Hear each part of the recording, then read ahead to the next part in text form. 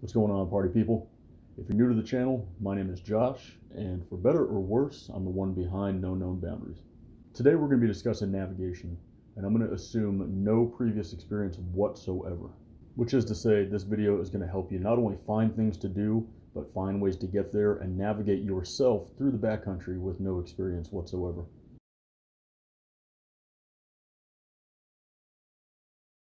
Now, we've done videos on this channel before discussing navigation, 3 or 4 of them in the past, in fact. However, a lot of that information is outdated and it's also a little bit inefficient. So today I want to give you a guide from the ground floor up that covers everything you'll need to know and does it in a streamlined and simplified manner. To do this, we're going to utilize 3 resources. First of which is going to be Gaia, and we're going to be using Gaia Pro, which is a paid subscription. However, it is extremely affordable.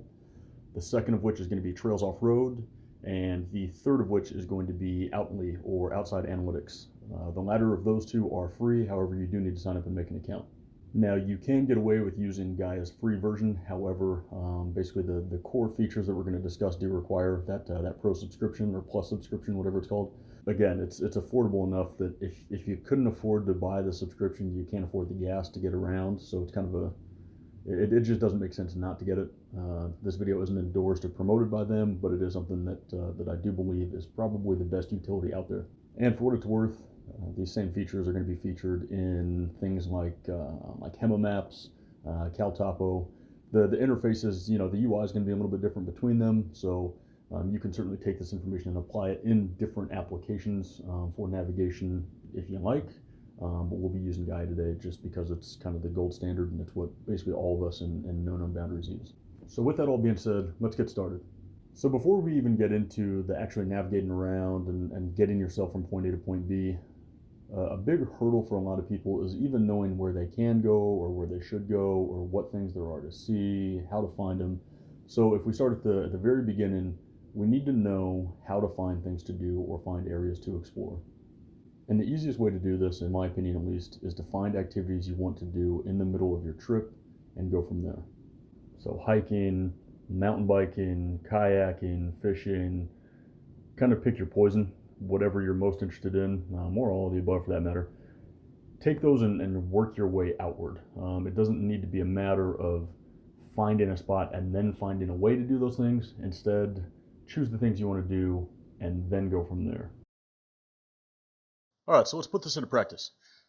You decide that you want to go kayaking, okay, over a long weekend, and you're talking to somebody at a shop or, a pal, whatever, and someone recommends a spot to you, right, word of mouth, and they say, you need to check out Chin's Lake. So let's look at that.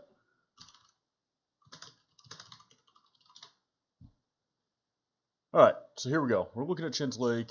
We're seeing some pictures here. Oh, there's a truck driving down it, but we can see that it's got a lake. So we want to see what that lake looks like.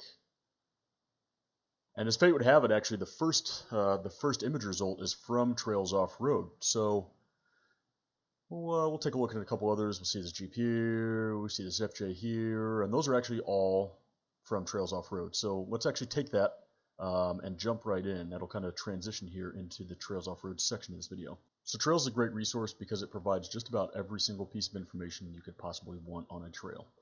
If we look on the right side here, you'll see the entire trail itself highlighted here in blue with some waypoints. You'll see this trail marked here adjacent, that's Rainbow Road.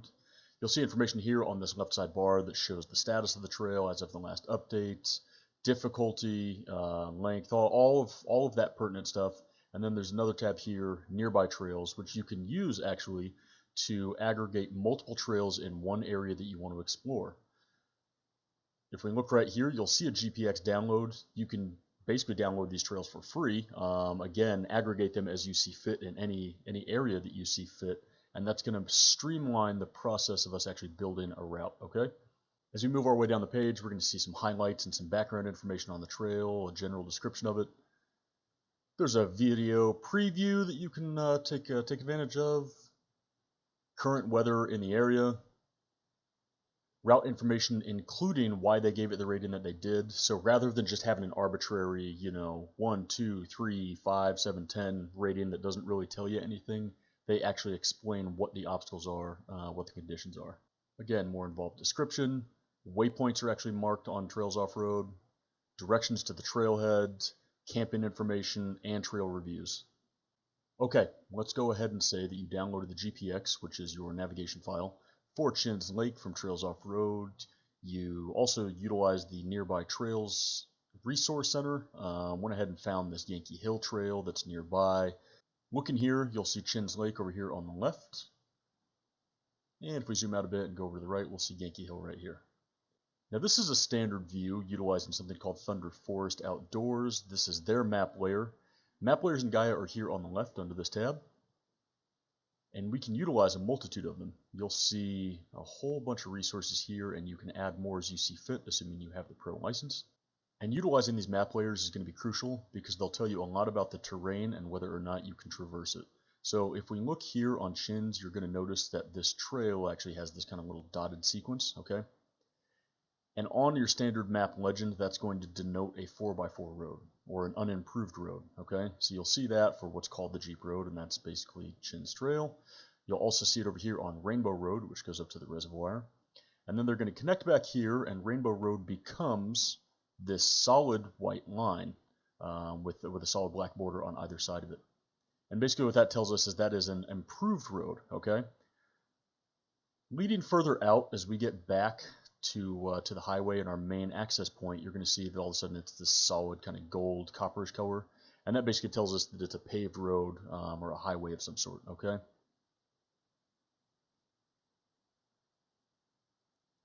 Reaching further out from there, you'll see the thick red kind of artery looking lines, and those are a freeway or an expressway. Now let's quickly examine why that's an important distinction on something like an actual dedicated map layer as opposed to, say, Google Maps. Now if we looked at Chins Lake in Google, you'll notice that it just shows this white line for the road there. Same thing for the road leading up to the reservoir here, or the trail rather. And if we took like our little preview icon, it's not even going to let us put it down here, so we have no idea what that looks like, okay? If we take it all the way back out, you'll notice that even Fall River Road, which is what's allowing us to access that area, looks the exact same.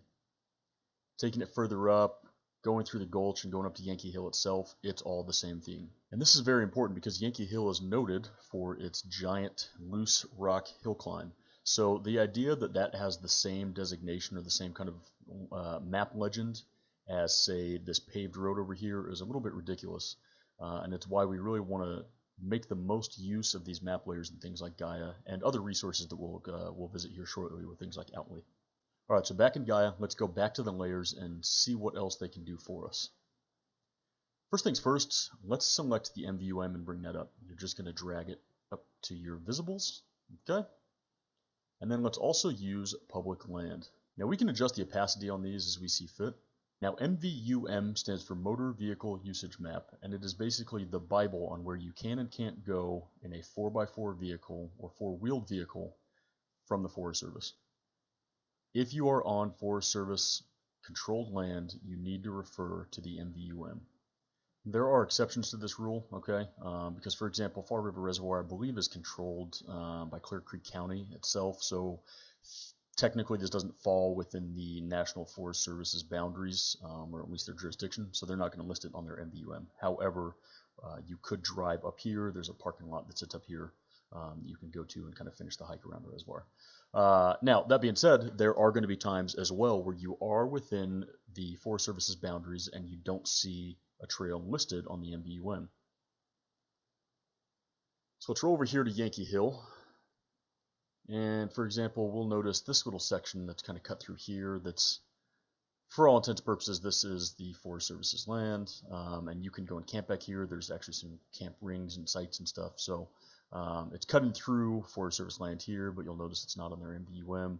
You're going to have little boundary issues and little oddities like that, spurs that you can camp on, things like that, that you are allowed to travel on, but you need to kind of use your better judgment if you see a trail that's, you know, for example, cutting through here and isn't listed as being open even though it's relatively long, or you see a section, let's say that there was, you know, right here in the middle, there was a big, you know, 4x4 listed route on another layer that's cutting through the section, but you don't see it on the MVUM. As far as they're concerned, that's basically it's basically closed, and you can get yourself into trouble for using it. Okay. They close trails regularly for maintenance or for land improvement, wildlife, you name it. So always adhere to that kind of stuff. And if you have any doubts, get in touch with the local ranger station and ask them for clarification. Okay. All right, moving on. We're going to touch actually on that note on this public land opacity because we can dial it up and you'll see the green. That stands for the Forest Service's land. That's their kind of indicator. We have other colors for things like BLM land, state land, all that kind of stuff, and we'll kind of explore that later. But you can dial that up or down so that way if you're in an area, especially if you're hiking or something and you're creating hiking routes and not just 4x4 stuff, you can see whether or not you're within the Forest Service boundaries on things like hiking trails that you'll see here in these single dotted lines, things of that nature, okay? All right, moving on. Let's actually create a route with those GPX files we downloaded for Chins and Yankee Hill, and let's learn how to connect them. Up here on the top bar for Gaia, there is a drop-down menu. You'll see tracks, routes, areas, waypoints, all that kind of stuff. If we scroll a bit further down, we can go to Upload. In here, you select your files. All right, here's some GPX files here. There's my little folder. And we can actually start going in through here and selecting what we want. Now when you upload a GPX or KML or other file here into Gaia, you'll see some stats. You'll see the distance, ascent, all that kind of fun stuff. And if we just re-enlarge the map here, it'll take us back out and we can start utilizing things. All right, so we've got Chins Lake on the left here. We've got Yankee Hill on the right. And now you want to know how to actually begin creating a route from scratch. And the nice part about Gaia is that it's basically going to do this for you. On the left here, you're going to notice this little barbell looking icon that says Create Route. Let's go ahead and select that. As it pops up, it's got a routing mode. And it's important if you're in a vehicle to drop that down and select driving. Hiking may want to actually take you on things like hiking or non-motorized trails like we see here with these dashed single lines. So let's go ahead and make sure we select that driving route so it doesn't take you astray. Pick somewhere on the map that you want to start. Let's say we're going to obviously start at the end of this Chins Lake Trail. Okay, select there. And you'll notice that as you move along, you can select other places. And as you hover over roads, it'll automatically navigate to them and create the route for you. So if we really want to, we can even go all the way over here to Yankee Hill. And there you are. It's basically done it for you. Okay. Now, alternatively, you can go down and select a different path and select it in sections. And let's say we want to take this gulch as well. Maybe we want to do a loop, or you just want an alternative. We can take that, create waypoints as we see fit at, turn-offs, forks in the road, whatever. Click through, select there, and we can take it back down Fall River, connect over here. All right, so there we have it. We have this giant loop. We can save that. And we can call it Chins to Yankee. Okay? Select out of that. And for good measure, let's create another one here. Let's say we want to take a right on that fork, change over to driving. We select our starting point there. And sometimes it's going to want to auto-navigate you through things that aren't on the MVUM. Again, this is important. We don't want to take any closed trails. So if that's not open and we want to be safe, let's select a point down here so it doesn't try to navigate us through there. We can bypass that and keep moving up. All right, some last notes here on Trails Off-Road. If we go up here to the homepage and select state, you can actually search by state with an interactive map. That makes things very easy. And so looking at that view, you can see the gamut of things that are available for you to do here in Colorado, for example. They are color-coded, green being easy, orange being intermediate, red being hard. Again, the breakdowns of why trails are rated each way are given in each trail description. There's a comprehensive search function, which works very well. And you can even isolate things. So if you're looking for very technical trails, you could maybe set the low rating to 7 and high to 10. Search there, and all of a sudden you're only getting the hardest crawling trails available. And in the same vein, we could go back up, dial that back down to very easy trails. Maybe you're driving, a light all-wheel drive or station wagon. Search that way, and then that way you're only seeing things that are relevant to your ability and equipment. When you're in that view, you can click on trails.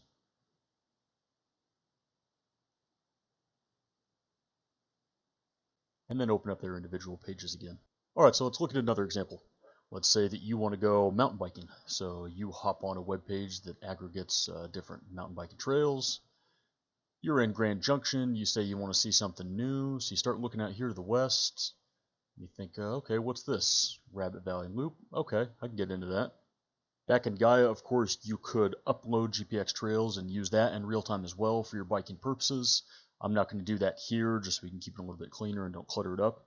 But it will obviously allow you to isolate those things as you see fit. But let's look in that area, see if we can't find a place to camp and drive around while we're over there. All right, so here we go. We have Rabbit Valley right here, which is basically the campground. And that's kind of that whole area. Now, you're going to notice that we don't have those MVUM indicators that we had before, and that is because this is not controlled by the Forest Service. If we open up our layers, we'll see the public land is active, but it's a different hue. It's not green because this is not Forest Service land. This is controlled by the BLM. So when you click on land here with this public layer active, you will see which agency actually controls and manages those resources. Going back to motorized travel, we're going to see those solid black lines on the white trail. We're going to see those dashed black lines for a 4x4 road. But it's not quite as easy to determine whether things are open or know exactly what kind of terrain we're looking at. So let's actually start using Outly, which we discussed earlier. Alright, we'll start here. We'll go into this Rabbit Valley area. And if we start over here on the left, we're going to see a multitude of different options. Land, same as in Gaia. We can activate or deactivate that. Wilderness area, and wilderness areas are basically conservation areas that are going to limit how much mechanized or motorized travel you can be in. And then we have trails and roads. Now here on this top option, you'll see things that are non-motorized or limited by motorization, as well as our two-wheel drive, four-wheel drive, so on and so forth.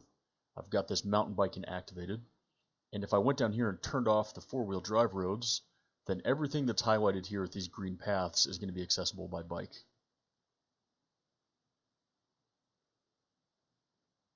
Likewise, I could deactivate that, and then I could activate only four-wheel drive roads, or I can activate all of my motor vehicle parameters. And then when I select things, it'll actually show me what kind of surface we're on. That gives us a little bit more information, especially when we're short on that kind of info elsewhere.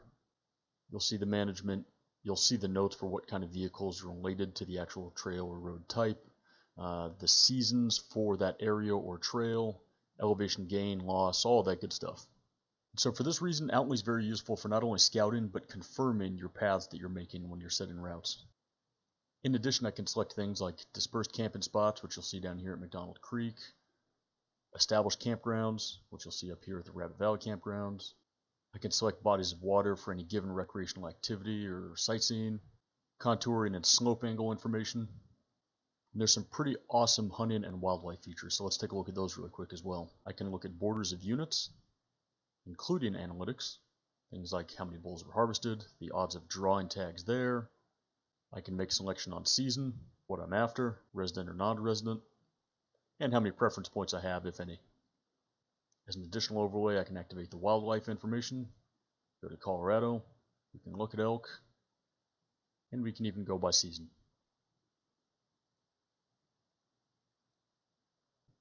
Okay, so we're about ready to head into the actual Gaia app, but let's touch on two more things before we do in the actual desktop site. Over here on the left, you'll see this little create waypoint icon. When you click that, you get a little pin that you can drag and drop to any place you see fit. You put one there, save it. Maybe we want to use that as a camp, so we can select a little tent icon. We can name it whatever we want. And then you'll actually see the coordinates, elevation, all the pertinent information, okay? This is useful because from that point we can then create routes in and out, so on and so forth. Last note, up here, search and coordinates. This is pretty handy too, because when you do get those word-of-mouth suggestions or things you think you may want to check out, but you're not sure of the exact location, you can actually look them up. So we can look up, I don't know, Crater Lake in Oregon. Once you select that, it'll take you right to it.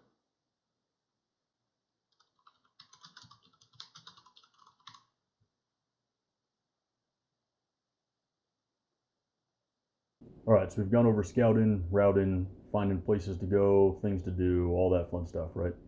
Let's actually hop into the Gaia mobile app, which you'll be using in real time, and look at how you're going to navigate the backcountry when you're actually out there. Alright, so if we were on a trail, And obviously I'm at home, so we're gonna use our imagination a little bit today here. But if you're on a trail, what you can always do is add notes or add markers anywhere along the way while you're out and about. Like the desktop interface, you can utilize an MVUM layer, you can utilize any other number of layers that you see listed down here, whatever you see fit. I always harp on those three that I showed earlier because I think that they're the most comprehensive and easy to use, but whatever. Utilize whatever you see fit. Let's say you decide you want to run up to this little spur over here. You want to make a note of that. You didn't plan on that originally. It wasn't part of your original logistics, but you decide, hey, either I'm going to run up there or you ran up there and you want to remember it for later. We can add some stuff in there in real time. Press the plus icon up here in the top right corner. Select Add Waypoint. And we can move that by dragging it around just like we would in the desktop. Okay, latitude, longitude are there. We can change the name to be oh, I don't know. Let's make that new. Okay, that's fine. We can save that, and it's going to go ahead and save it right there where we just marked. Now, because I'm obviously not in this area right now, I can't do it as such, but I could also select Add Waypoint My Location. So if you pull into an area and you're parked in a campsite and you want to save it for later, you don't even need to drag anything. You can just press that plus icon, select Add Waypoint My Location. It's going to save it to within a number of feet of your exact location at the moment. So that's another really nice feature, makes things really easy. Or likewise, if you see little obstacles or little things along a trail, you can just add waypoints at your location with some notes as you move along without having to stop and monkey around with dragging stuff here, there, the other. Okay? Now, in real time, when you're navigating, another thing you might want to do is press that plus icon and press Record Track.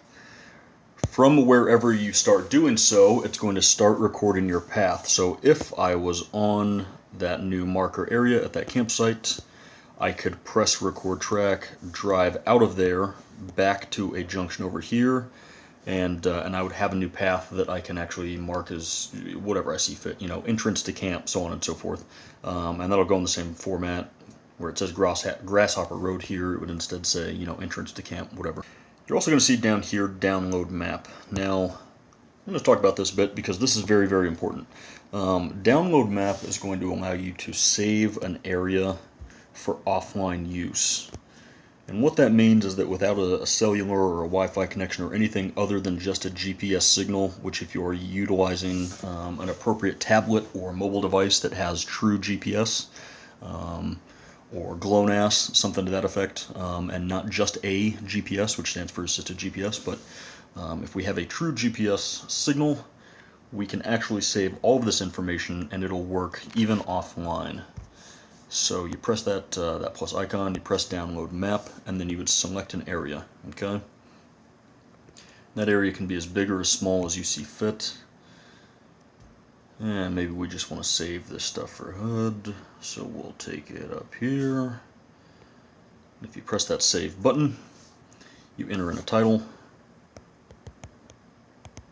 HUD area, press Save, and it's going to start downloading, okay?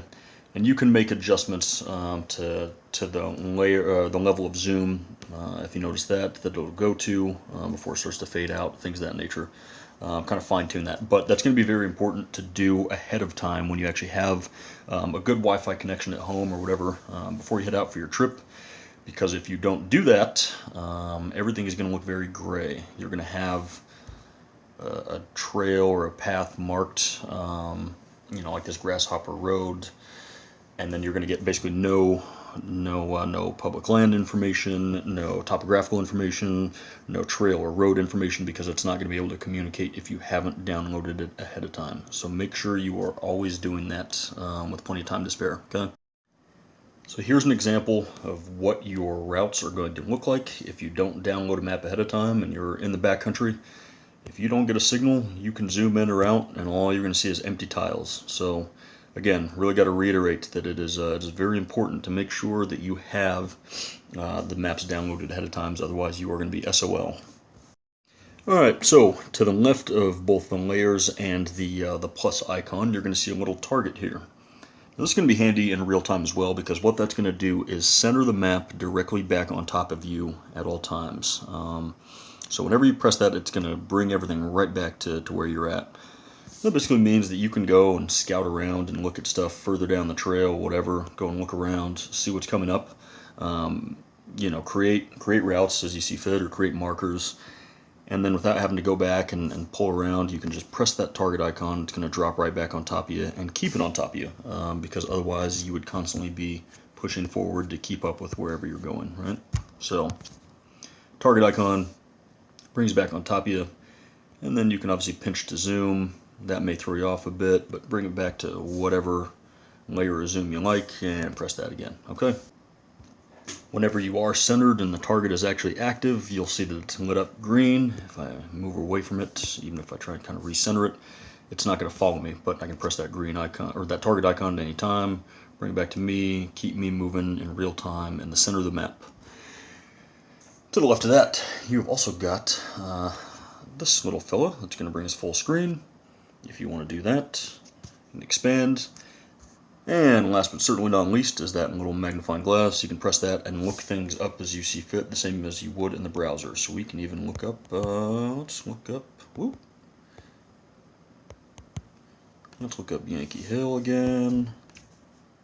And what do you know, there it is. So we're really getting the same features and then some more as we have in the browser in the actual mobile app. I would also make a note that I talked about recording in real time earlier. You can set that so that it's up here in the top left, and that'll record really easily. So it's always handy there in that that main toolbar. You can make adjustments to that stuff as you see fit. That'll make things a little bit easier. On the bottom row, you've got information on things like trip, and that's going to show basically your current information. We're not recording right now, so it's not going to show distance or anything. But if you are recording a track, it will show that information. You can go to Discover, find even more things, kind of similar to that search icon. And then Saved is going to be a list here of all your various stuff. I have it set to Maps. I just cleared actually all my maps. There's really nothing in there now, but we can go to Routes, and that's going to show a laundry list of stuff all over the place, basically. So yeah, we can kind of jump around on whatever we see fit there. We can go to all, look at all of the things, all of the markers that we have saved. Again, there's a laundry list for about 11 states there, so I won't bore you with all that. And then settings. Now, as a quick note, in settings, it is important to remember that we need to synchronize things when we get done or before we go. So we can go into account here, and if the last sync is not up to date, then you are going to want to do that, because, for example, if I add something in the browser and I don't sync it to my mobile device, or my mobile device does not automatically sync, I'm not going to see it until that's completed, okay? Now, generally speaking, as soon as you start this application up, it is going to automatically sync, assuming it actually has a live connection, whether that's Wi-Fi or whatever. But double check that if you are not seeing the routes or waypoints or other information that you have already put in the browser if you started there, okay? Now, as a last note, on that top toolbar, you're going to see some coordinates. That stuff is all going to move around in real time when you're actually locked in live. Elevation the same, and if we go into our saved list, we can get all of that information in our little waypoints and markers as well. So if we open up our potential Yankee camp that we added in there earlier, you'll notice there that it's going to show how far away it is from your current location. It's going to show the actual grids. It's going to show the altitude. And then you can select to show that on the map. You can make adjustments and edits, or you can even just delete it. So all that stuff is pretty comprehensive. You can add that in there. There's a field you can add notes in, add pictures, all that song and dance, okay? So if we were at Yankee, which we're not, but let's pretend that's a really beautiful vista, and we could go in there and take a picture and save that to our little thumbnail for the trail. So now that we're familiar with scouting, routing, and adjusting a map in real time, we're ready to start exploring. Don't restrict yourself to just sitting on your created routes either. Look on your map while you're out there and explore the spurs and camps and views all around you. Use what we've learned here about trail and road designators to explore while still respecting our public lands. If you're worried about getting in too deep, there are usually, and I stress usually, indicators that a trail may be too difficult for you. Lots of trails will have obstacles known as gatekeepers, which are basically benchmarks at the start of the trail that indicate whether or not your vehicle or skills are up to the task. Alternatively, hardcore crawling or remote trails will have signage that warns you about the conditions. Neither of these is a guarantee, so exercise caution, and as always, do your due diligence first. The Forest Service and BLM field offices live for this stuff, so call them for info on the trip you've planned to confirm viability. They have people who would be glad to look over your GPX or give you notes on trails. So hopefully this video has been helpful. If you have any questions, pop a comment down below or stop on by knownknownboundaries.com. Use our contact form over there and you can send us any additional inquiries or questions or other stuff you got. Hope to see you out there. Until then, peace and chicken grease.